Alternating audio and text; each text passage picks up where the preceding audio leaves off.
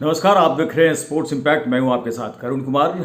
खेल की खबरें जो अखबारों में सुर्खियां बनी हैं जल्दी से आपको बता दें। और दैनिक हिंदुस्तान ने सबसे पहले जो इंग्लैंड के खिलाफ सीरीज शुरू हो रही है T20 की, उसको लेकर हेडलाइंस बनाई है। मध्यक्रम में बल्लेबाजों का नंबर तय नहीं, भारतीय उपकप्तान अक्षर पटेल ने T20 सीरीज से पहले स्पष्ट किया।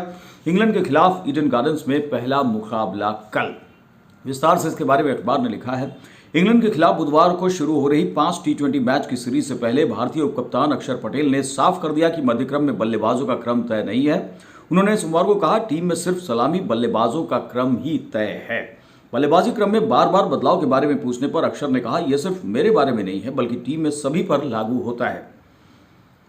उन्होंने कहा कि 2024 की शुरुआत में हमने तय किया था कि सलामी जोड़ी तय होगी, जबकि तीसरे से 7वें नंबर तक सभी को हालात और संयोजन के अनुरूप लचीला रहने को कहा गया है। बैटिंग क्रम में कहीं भी बदलाव हो सकता है, सिर्फ सलामी बल्लेबाजी यानी ओपनर्स के अलावा।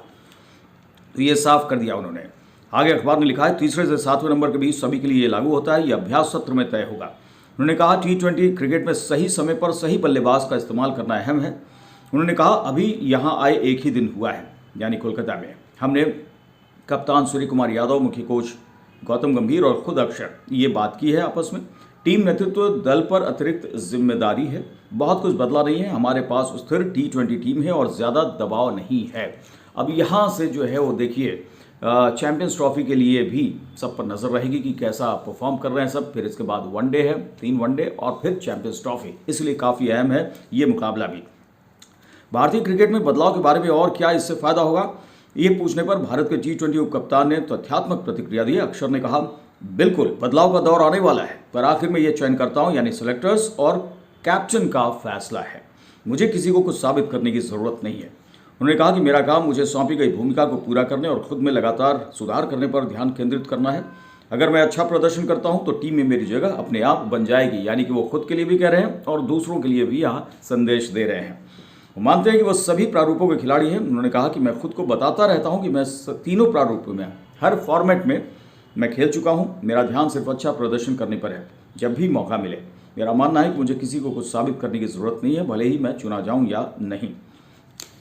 इसके अलावा शमी ने क्या कहा, यह जानना भी दिलचस्प होगा। अखबार ने लिखा है, भारत के तेज गेंदबाज मोहम्मद शमी ने कहा है कि अगर खिलाड़ी के अंदर देश के लिए खेलने की बेताबी हो तो कई चोटों से उबर सकता है। उनकी जो है चोटों पर बात हो रही है और वो उबर कर अब यहाँ बॉलिंग करते हुए दिखाई पड़े हैं, टीम में शामिल हैं। उन्होंने आगे कहा कि बाएं पैर के टखने की सर्जरी के कारण 14 महीने के बाद राष्ट्रीय टीम में वापसी करने के लिए तैयार हूँ। आखिरी बार नवंबर 2023 में वनडे विश्व कप फाइनल में शमी खेले थे।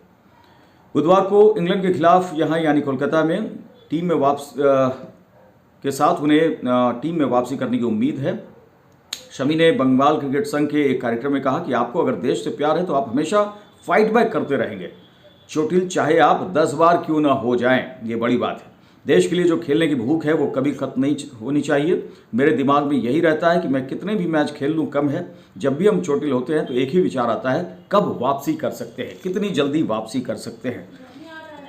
तो ये अब देखने वाली बात। अगली खबर जो है वो विराट कोहली से जुड़ी हुई है और ये बहुत बड़ी खबर है। भारत के स्टार बल्लेबाज विराट कोहली 2012 के बाद रणजी ट्रॉफी में अपना पहला मैच खेलने के लिए तैयार हैं। उन्होंने 30 जनवरी से यहां रेलवे के खिलाफ होने वाले दिल्ली के मुकाबले के लिए खुद को उपलब्ध रखा है। कोहली गर्दन में खिंचाव के कारण सौराष्ट्र के खिलाफ 23 जनवरी से शुरू होने वाले दिल्ली का आगामी मुकाबले में नहीं खेल पाएंगे, लेकिन उन्होंने दिल्ली एवं जिला क्रिकेट संघ यानी DDCA को सूचित कर दिया है, इन्फॉर्म किया है कि ये टीम के रणजी ट्रॉफी के आखिरी लीग मैच में खेलने के लिए उपलब्ध रहेंगे। दिल्ली के मुख्य कोच शरणदीप सिंह ने कहा, विराट ने DDCA अध्यक्ष यानी रोहन जेटली और टीम प्रबंधन को बता दिया है कि वो रेलवे के खिलाफ मैच के लिए उपलब्ध हैं। और उधर रोहित यशस्वी टीम मुंबई में तो है ही हैं। भारतीय कप्तान रोहित शर्मा और युवा बल्लेबाज यशस्वी जायसवाल को सोमवार को जम्मू कश्मीर के खिलाफ 23 जनवरी से यहां MCA BKC मैदान पर होने वाले रणजी ट्रॉफी मैच के लिए मुंबई की टीम में शामिल किया गया।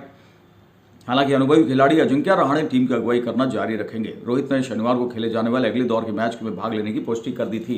उन्होंने ये संकेत दे दिए थे और ये संदेश भी था सीनियर खिलाड़ियों को भी, विराट कोहली समेत दूसरे खिलाड़ियों को, कि जब भी आप अवेलेबल हो जरूर डोमेस्टिक मैच में खेलो और रणजी यहां से अगले राउंड की शुरुआत। KL राहुल नहीं खेलेंगे। कोहली की चोट से उबर रहे बल्लेबाज KL राहुल को 23 जनवरी से पंजाब के खिलाफ बेंगलुरु में शुरू होने वाले ग्रुप C के मैच के लिए कर्नाटक की रणजी ट्रॉफी टीम में शामिल नहीं किया गया। विकेटकीपर बल्लेबाज को 6 फरवरी से इंग्लैंड के खिलाफ शुरू होने वाली 3 मैचों की घरेलू सीरीज और 19 फरवरी से होने वाली चैंपियंस ट्रॉफी के लिए भारतीय वनडे टीम में शामिल किया गया है। अब भाई आपका फिट रहना बहुत ज़रूरी है, तो खिलाड़ियों को इस पर ध्यान देना चाहिए। इसके अलावा नीरज स्टार जैवलिन थ्रोअर, उनका देख लीजिए कि एक लगातार ये नीरज चोपड़ा की खबर आ रही है शादी की, उसके बारे में कवर किया अखबार ने। तो गुपचुप शादी के मास्टर स्ट्रोक से नीरज ने सभी को हैरान कर दिया, ये हेडर दिया है। उनका परिवार शांत रहा, एथलेटिक्स फेडरेशन ने सब कुछ जानते हुए होठ सिल लिए और यहां तक कि उनके करीबी दोस्त तक अंधेरे में रहे। देश के सबसे चहेते स्टार एथलीट नीरज चोपड़ा ने गुपचुप शादी का ऐसा मास्टर स्ट्रोक चला कि सभी हैरान रह गए। 27 वर्षीय नीरज ने अमेरिका की टेनिस खिलाड़ी और कोच हिमानी मोर से शादी की खबर जब सार्वजनिक की, तब इस विवाह के पूरे 48 घंटे बीत चुके थे। नीरज के निजी जीवन और करियर पर नजर रखने वाले मीडिया और उनके 1 करोड़ सोशल मीडिया फॉलोअर्स के लिए यह चौंकाने की बात थी कि ये एथलीट इतना गुप्त इसे कैसे रख पाया। नीरज के चाचा भीम चोपड़ा ने बताया कि नीरज और हिमानी एक दूसरे को पहले से जानते थे। उनकी मुलाकात करीब 2 साल पहले कुछ दोस्तों के जरिए हुई थी। परिवार भी एक दूसरे को लंबे समय से जानता था। उन्होंने कहा कि शादी की तैयारियां महीनों से चल रही थी, लेकिन मीडिया को इसकी भनक तक नहीं लगी। जो लोग जानते थे, जो लोग सोचते थे कि हम बहुत करीब है नीरज चोपड़ा के, बहुत बड़ा झटका उन्होंने दिया है। उन्होंने कहा कि शादी की तैयारियां, यानी चाचा नीरज के, उन्होंने कहा कि ये महीनों से शादी की तैयारियां चल रही थी, लेकिन मीडिया को इसकी भनक तक नहीं लगी। उन्होंने कहा नीरज हिमानी ने इसे निजी रखना चाहा और दोनों परिवार भी यही चाहते थे। शादी के बाद ये जोड़ा विदेश में कहीं रवाना हो गया। एथलेटिक्स फेडरेशन ऑफ इंडिया ने भी इस गोपनीयता का सम्मान किया है। और हिमानी जो है मिरांडा से पहुंची मैसाचुसेट्स यूनिवर्सिटी। हिमानी मोर का प्रोफाइल नीरज से अलग है। 25 वर्षीय हिमानी सोनीपत के लरसौली गांव की रहने वाली हैं, जो दिल्ली से करीब 75 किलोमीटर दूर है। उन्होंने टेनिस में करियर बनाया और 2018 में नेशनल रैंकिंग में 42वां स्थान हासिल किया था। हिमानी फिलहाल अमेरिका की एमहर्स्ट कॉलेज में ग्रेजुएट असिस्टेंट हैं और वहां की महिला टेनिस टीम का प्रबंधन देखती हैं। मैनेजमेंट उस पर नजर रखती हैं, उसका कामकाज देखती हैं। उन्होंने दिल्ली के मिरांडा हाउस कॉलेज से पॉलिटिकल साइंस और फिजिकल एजुकेशन में स्नातक किया है। वो मैसाचुसेट्स यूनिवर्सिटी के मैककॉर्मिक इंसेबर्ग स्कूल ऑफ मैनेजमेंट से मास्टर्स कर रही हैं। तो ये एक जोरदार मास्टर स्ट्रोक नीरज चोपड़ा ने चला था।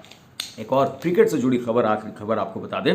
सैमसन की जगह सचिन बेबी केरल के कप्तान वो होंगे। तिरुवनंतपुरम से यह खबर अखबार ने छापी है।